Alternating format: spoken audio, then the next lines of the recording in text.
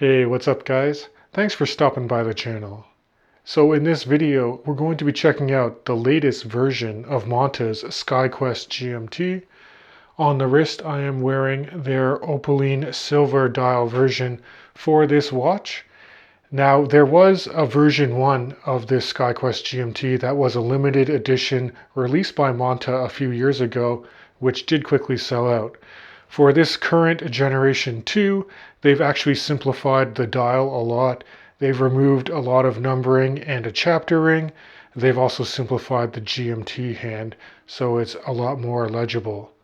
Now, I really would like to thank Monta for lending in this watch for the review, and I will be shipping it back to them after the video concludes.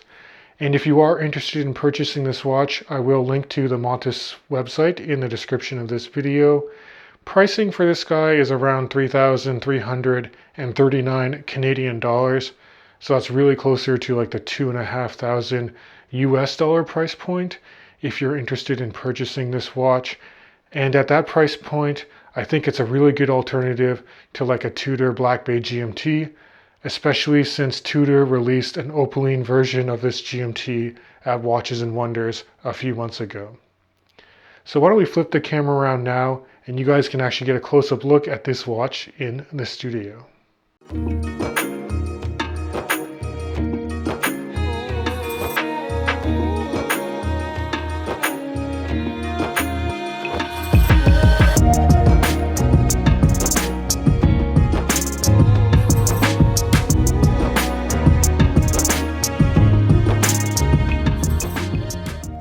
So now that we're in the studio, we can take a closer look at this Monta SkyQuest GMT with the Opalin dial.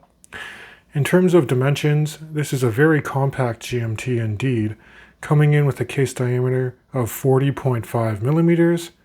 If you look at the side profile for this watch, lug-to-lug distance between my thumb right here is 47.3 millimeters. And then in terms of case thickness, I measure it at an even 12 millimeters.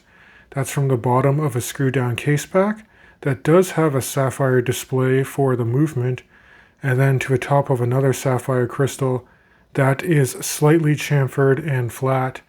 Also carries 7 layers of anti-reflective treatment to give you good viewing angles of the dial, even under harsher lighting situations.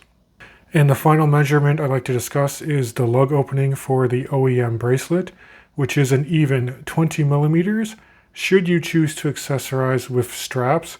But if I personally own this watch, I gotta say it would live on the bracelet. Monta does advocate that this is the most comfortable bracelet on the planet, and for the price segment, I tend to agree with them. It's got a very nice taper from 20 millimeters at the head of the watch, down to about 16 millimeters before you hit the clasp. The links themselves articulate very well. It folds completely flat over the case back, and that solid end link there does not protrude past the lugs. You can even fold the links onto each other like so. And if you need to add or remove links, you can see it's done through a nice slot screw system. And the clasp also has another trick to give you on-the-fly micro adjustment. So with the clasp being nicely finished, it does have a Monta branded fold-over security latch. And then if you open up this portion of the swing arm, you can see Monta uses their own proprietary hole and large post system. In my experience, it actually takes a fair bit of force to actually lock that into place. But then once you do, it's not going anywhere. And then under this clasp, you have what's akin to a glide lock system. There's 3 individual anchoring points for fine-tuning your adjustment on the fly, which is really nice to see at this price point. So here's a quick in-studio wrist shot, just to show you how well this GMT wears on a 7.5-inch wrist. That's 19 centimeters in circumference if you're going with the metric system. And if you look down the barrel, you can see the watch lays flat, and it's extremely comfortable on the bracelet. Sized up for my wrist, this watch does weigh in at 152 grams, which I think is actually perfect given the proportions of the watch, and the balance of the watch is so good on the bracelet. Now in terms of a dial layout, this watch is quite symmetrical and easy to read. I like that the indices are all nicely applied and they're bordered with a gilt surround to it, as is the handset itself, which are broadsword style diamond cut hands that are rhodium plated, but they do have that gold tone finish to them, with the exception of that 24-hour GMT hand, which is a straight red broad arrow style hand. And I really like how symmetrical the date cutout at the 6 o'clock position makes this watch read. And it's got a beautifully framed gilt window that's stepped down to a white date disc, which isn't completely silver like the dial, but it is extremely legible with the black text for reading the day of the month. You can see that Monta did remove a chaptering as well. You just have a simple minute track that's printed at the very periphery of a dial. And overall, I really like how clean this dial reads. One minor criticism I would say, just with this particular color option, is the way that the hands and the indices are outlined in gilt accents on a white dial does make it a little less legible under suboptimal lighting conditions. But it's actually extremely legible at night because all of the handset and the individually applied hour markers are filled with Swiss BGW9 Luminova, and it's a very even and healthy application of lume that lasts an extremely long period of time. I was actually surprised that I could read this watch in pitch darkness after about 6 hours of having it in the dark, and the orientation for this watch is quite easy to read as well. Now if we move away from the dial, we can talk about the 24-hour bezel. The grip on the bezel is actually quite nice because it's a very aggressively knurled coin edge style bezel that is bidirectional and has 48 very satisfying clicks that just kind of lock into place with excellent alignment. Normally I prefer the bezel insert to be a more modern material like ceramic, but I think Monta absolutely nailed the color scheme, having an anodized aluminum bezel insert here with very large gilt style printings for the 24-hour time, and it's very easy to read, so this is a big thumbs up in my book. In terms of the GMT movement utilized by Monta, they call it their caliber M23. It's really largely based off of a Sellita SW330 that has a 56-hour power reserve, ticks away at 4 Hz, and is decently regulated by Monta.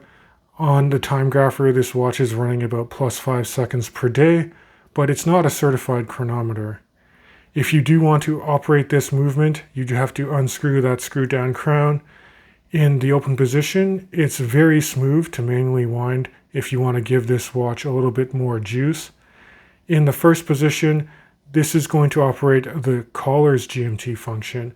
So if you turn the crown clockwise, you're actually going to independently jump that red GMT hand. If you turn it in the other direction, that will drive your date disc forward as well. And then if you pull the crown out to extremity, you do have hacking seconds here, and then you can set your local time to whatever you would like. Now my personal preference for a GMT movement would be to have more of a traveler's GMT function. That's where in the first crown position you would independently jump your local hours as you cross different time zones. But I do see a lot of practical application for this current caller's GMT configuration because, for example, I do work at an office and we have international partners. So if I wanted to call one of my colleagues, say in Europe or Japan, with this movement, I could just independently jump that 24-hour hand to their time, and I would know what time zone they're in while I'm calling them from home.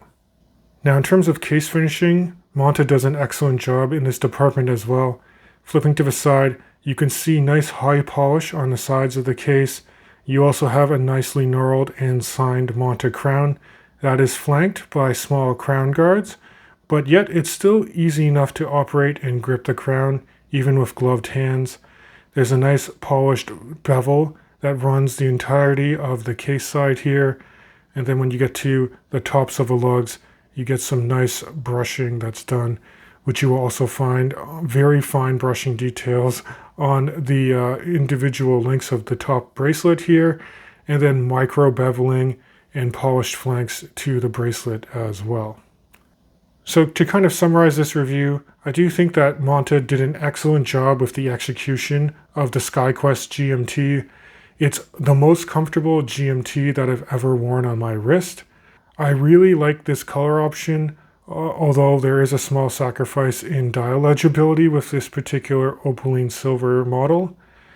The finishing and the tolerances for this watch are very good indeed, but in terms of potential points for improvement, I will nitpick a little bit by saying that maybe they could have bordered the hands or the indices with a black border to make it a bit more legible. The crown, while very functional, could be slightly larger, and I would have preferred a Traveler's GMT instead of a collar GMT movement, but that's purely personal preference. And lastly, I will say the price for this watch is a bit steep. If you're not really interested in micro-brand watches, I do think for the quality and execution, it is absolutely justifiable. And if you're looking for an alternative that does have the Traveler's GMT function and is slightly larger, I'd recommend you check out the Longines Zulu Time, which I reviewed on the past for my channel. But as always, guys, I'd love to hear your thoughts on this Monta SkyQuest GMT, and if you consider picking one up. And if you do like this content, please do consider subscribing to the channel. It helps me out a ton. Again, I really want to thank Monta for lending in this watch for the video, and I can't wait to catch you guys in the next review.